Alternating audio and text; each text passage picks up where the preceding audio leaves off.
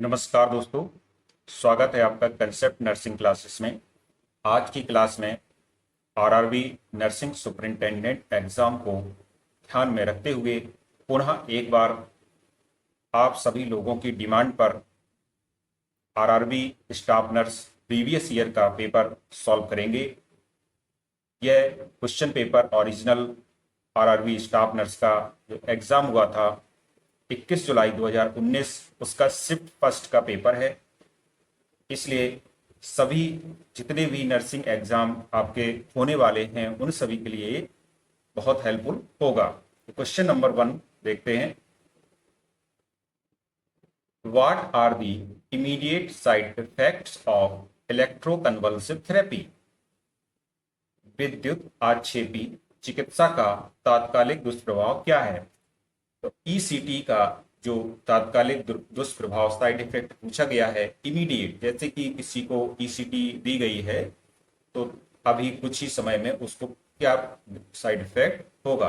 Option A fractured and dislocated bones, option B temporary memory loss and confusion, option C myocardial infarction and cardiac arrest, option D permanent memory loss and brain damage. ECT electroconvulsive therapy होती है, उस condition में इसको देते हैं जब कोई depression का पेशेंट हो, कोई मेंटली इल पेशेंट हो जो दवाओं से ठीक ना हो रहा हो, तो उसको क्या किया जाता है, इलेक्ट्रोकन्वल्सिव थेरेपी दी जाती है। इसको सामान्य बोलचाल की भाषा में हम लोग बिजली के झटके देना भी कहते हैं। जब ये दी जाती है तो व्यक्ति को कुछ समय के लिए भ्रम हो जाता है और जो उसकी मेमोरी है कुछ टाइम के लिए, बहुत थोड़े समय के लिए कम हो जाती है। इसलिए यहाँ पर करेक्ट ऑप्शन होगा ऑप्शन नंबर बी, अस्थायी रूप से स्मृति की हानि और भ्रम। ये ईसीटी का एक साइड इफेक्ट होता है। अब जैसे कि कभी कभी ऐसा होता है कि आपको क्वेश्चन कंफ्यूजन है, तो इसमें हम क्या करते हैं, हम लोग एलिमिनेशन मेथड लगाएंगे। तो जैसे पहला ऑप्शन दिया गया फ्रैक्चर्ड एंड डिसलोकेटेड बोन्स, तो ईसीटी किसी को दिया जा रहा है तो इससे फ्रैक्चर होने की संभावना बिल्कुल नहीं होगी, इसलिए ये ऑप्शन नहीं होगा। Myocardial infarction and cardiac arrest, यदि मायोकार्डियल इंफार्क्शन और कार्डियक अरेस्ट हो जाता तो फिर उसको ईसीटी देते ही नहीं, क्योंकि ईसीजी चेक करके ही ईसीटी देते हैं, तो इसलिए ये ऑप्शन भी नहीं होगा। स्थायी रूप से स्मृति हानि और मस्तिष्क क्षति ब्रेन डैमेज, स्थायी रूप से स्मृति की हानि बिल्कुल नहीं होती है। तो जो भी स्मृति की हानि होगी, मेमोरी लॉस होगा, ये क्या होगा, टेम्परेरी होगा। इसलिए यहाँ पर सही ऑप्शन है ऑप्शन नंबर बी, अस्थायी रूप से स्मृति की हानि और भ्रम। नेक्स्ट क्वेश्चन, ये स्टैटिक जीएस का क्वेश्चन है और इस भारतीय राज्य व्यवस्था और संविधान से लिया गया क्वेश्चन है। चलिए इसको भी करते हैं। The real executive of the Indian government is, भारतीय सरकार का वास्तविक शासनात्मक प्रमुख क्या होता है? शासनात्मक प्रमुख मीन्स होता है शासन का अध्यक्ष। वास्तविक रूप से क्या होता है, रियल एग्जीक्यूटिव पूछा गया है। Option A the president, option be the vice president, option see the speaker, option D the prime minister. तो यहां पर जो एक्चुअल सत्ता होती है, जो कामकाज की पर डे का काम करने की, ये किसके हाथों में होती है, ये होती है प्राइम मिनिस्टर के हाथों में। तो इसीलिए यहाँ पर करेक्ट आंसर होगा ऑप्शन डी, प्रधानमंत्री भारत सरकार का वास्तविक शासनात्मक प्रमुख होता है। Next question, question number 3, Down syndrome is also known as, Down syndrome को फिल इन द ब्लैंक दिया गया है, इस नाम से भी जाना जाता है। Option A monosomy 13, option B trisomy 21, option C trisomy 13, option D trisomy 18। ये डाउन सिंड्रोम होता है, तो डाउन सिंड्रोम को ट्राइसोमी 21 के नाम से भी जाना जाता है, इसलिए करेक्ट आंसर होगा option B. Next question number 4, which drug is preferred in urinary and genital infections? मूत्र और जननांग संक्रमण में कौन सी दवा अधिमान्य है? Option A ofloxacin, option B pefloxacin, option C norfloxacin, option D ciprofloxacin. तो जब भी यूरिन इन्फेक्शन की बात आती है तो इसमें जो ड्रग ऑफ चॉइस है, सबसे अधिक दी जाने वाली दवा होती है नॉरफ्लॉक्सासिन। इसलिए यहाँ पर करेक्ट आंसर होगा option C norfloxacin. Next question है, which is a cause of anuria? Anuria means होता है यूरिन का प्रोडक्शन कम हो जाना। मूत्र अल्पता इसको हिंदी में कहते हैं। मूत्र अल्पता का एक कारण कौन सा है? Option A appendicitis, option B renal failure, option C pyrexia, option D gastritis. यहां पर सीधा सीधा क्वेश्चन का आंसर दिया गया है, क्योंकि अपेंडिसाइटिस अपेंडिक्स से संबंधित डिजीज है, इसका किडनी से क्या लेना देना। पायरेक्सिया फीवर होता है तो इसको पायरेक्सिया कहते हैं, और गैस्ट्राइटिस मीन्स गैस्ट्रिक इन्फेक्शन होना, ये गैस्ट्राइटिस कहलाता है। तो इसलिए ये भी ऑप्शन नहीं होगा।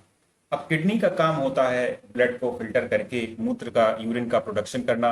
जब किडनी खराब हो जाएगी, रीनल फेल्योर हो जाएगा, तो एन्यूरिया की कंडीशन देखने को मिलेगी। इसलिए यहाँ पर करेक्ट आंसर है ऑप्शन बी किडनी की खराबी या renal failure.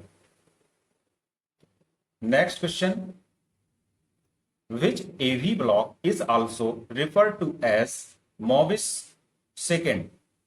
Option A third degree AV block, second degree AV block, first degree AV block, complete third block। तो यहाँ पर AV block पूछा गया है कि AV block means atrioventricular block है, is also referred to as Mobius second। इसको Mobius second भी कहा जाता है। तो इनमें से ये कौन सा मोबिस सेकंड कहलाएगा? तो करेक्ट आंसर होगा जो सेकंड डिग्री एबी ब्लॉक होता है, जिसे द्वितीय डिग्री एबी ब्लॉक भी कहते हैं, इसको मोबिस सेकंड भी कहा जाता है। इसलिए करेक्ट आंसर है ऑप्शन बी। नेक्स्ट क्वेश्चन, ये नॉन नर्सिंग क्वेश्चन है, इसलिए इसको भी छोड़ते हैं। नेक्स्ट क्वेश्चन है, What is the renal threshold value of glucose? Glucose का वृक्कीय सीमा रेखा मान रीनल थ्रेशोल्ड वैल्यू क्या है? Option A 180 mg/dl, option B 188 mg/dl, option C 185 mg/dl, option D 182 mg/dl। यहां पर जैसे कि पूछा गया है आपसे रीनल थ्रेशोल्ड वैल्यू, तो रीनल थ्रेशोल्ड वैल्यू का मतलब होता है कि ग्लूकोज की वह मात्रा जिसके बाद किडनी इसको यूरिन के साथ बाहर निकालने लगती है। तो इसलिए आप लोगों ने देखा होगा कि जो भी पेशेंट डायबिटीज के होते हैं, उनका जब यूरिन टेस्ट किया जाता है तो यूरिन में ग्लूकोज टेस्ट पॉजिटिव आता है। तो इसका कारण यह होता है कि एक निश्चित कंडीशन तक तो किडनी ग्लूकोज को बाहर नहीं निकालती है, लेकिन जब एक कंडीशन बढ़ जाती है, एक सीमा से अधिक ग्लूकोज हो जाता है, तो उसको किडनी यूरिन के साथ इसको बाहर निकालने लगती हैं। इस वैल्यू को हम लोग कहते हैं रीनल थ्रेशोल्ड वैल्यू। और यहाँ पर जब 180 mg/dl से अधिक हो जाए ग्लूकोज की मात्रा, तो यही इसकी रीनल थ्रेशोल्ड वैल्यू होती है। इसके बाद होता क्या है कि किडनी यूरिन में ग्लूकोज को बाहर निकालना शुरू कर देती है। इसलिए यहां पर करेक्ट आंसर है option A 180 mg/dl। Next question, find the next number in the series. तो यहां पर एक सीरीज दी गई है, आपको इसमें अगली जो संख्या आएगी वो बताना है। 7, 9, 13, 21, 37। अगली संख्या क्या आएगी आपको बताना है। तो देखिए, जब इस प्रकार का क्वेश्चन हम लोग करते हैं तो इनमें एक समानता देखेंगे कि 7, उसके बाद 9, उसके बाद 13, उसके बाद 21, उसके बाद 37। तो इसमें एक समानता, एक सीरीज बन रही है। क्या सीरीज बन रही है कि 7 + 2 ये क्या होता है, 9 हो गया। 9 + 4 13 हो गया। 13 में जब 8 जोड़ा तो 21 आया। 21 में 16 ऐड किया तो 37 आया। इस प्रकार से ये देखेंगे कि यहाँ डबल जस्ट क्या हो रहा है, ऐड हो रहा है। तो इसलिए 16 का डबल 32 होता है। जब 32 इसमें ऐड करेंगे तो कितना आएगा, 69 आएगा। इसलिए करेक्ट आंसर है option D, 69। Next question, in which condition oral pills should not be given to a women. किस दशा में महिलाओं को मुंह से खाने वाली गोलियां नहीं देनी चाहिए। Option A menstrual problems, option B vaginal infection, option C hypertension, option D asthma. तो जिन महिलाओं को हाइपरटेंशन की प्रॉब्लम होती है उनको ओरल पिल्स नहीं देनी चाहिए। इसलिए करेक्ट आंसर है option C. Next, in domestic water sewage which of the following things is not a part of dissolved materials। घरेलू अपशिष्ट में निम्नलिखित में से कौन सा पदार्थ विघटित पदार्थ का भाग नहीं होता है। Option A calcium, option B nitrate, option C phosphate, option D sand. तो यहां पर जो भी घरेलू अपशिष्ट निकलता है तो कौन ऐसा इसमें ऑप्शन में ऐसा ऑप्शन है जो विघटित नहीं होता है। तो यहां पर सीधा सीधा जो रेत दिया गया है ये क्या है, ये विघटित पदार्थ नहीं होता है, डिसॉल्व मटेरियल नहीं होता है, ये घुलता नहीं है। तो इसलिए यहां पर करेक्ट आंसर होगा ऑप्शन डी, सैंड या रेत। नेक्स्ट क्वेश्चन की ओर चलेंगे। Osmotic pressure and acid base balance of body fluids are maintained by. शरीर के तरल पदार्थों के परासरणी दबाव और अम्ल क्षार एसिड बेस बैलेंस को, संतुलन को किसके द्वारा बनाए रखा जाता है या मेंटेन किया जाता है। Option A sodium, option B magnesium, option C fluorine, option D zinc.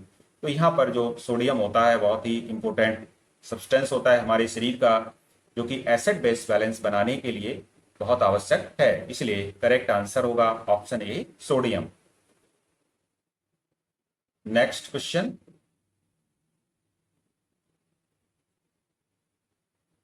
all green plants and bacteria which can synthesize their food by photosynthesis come under the category of। सभी हरे पौधे और जीवाणु जो प्रकाश संश्लेषण विधि से अपना भोजन तैयार कर सकते हैं उन्हें क्या कहा जाता है। Option A decomposers, option B food givers, option C producers, option D intakers. तो देखिए जो भी हरे पेड़ पौधे होते हैं ये प्रकाश संश्लेषण द्वारा अपना भोजन स्वयं बना लेते हैं, इसलिए इनको प्रोड्यूसर या उत्पादक की श्रेणी में रखा जाता है। इसलिए करेक्ट आंसर है यहाँ पर ऑप्शन सी। नेक्स्ट क्वेश्चन की ओर चलेंगे। How many times can a person be elected as the president of India.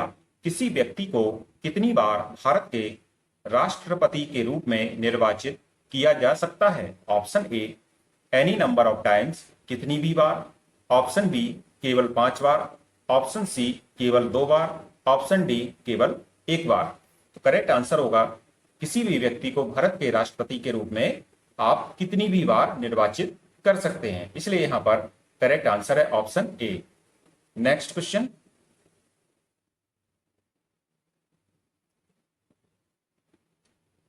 अगला क्वेश्चन है what is bacillus Calmette Guerin.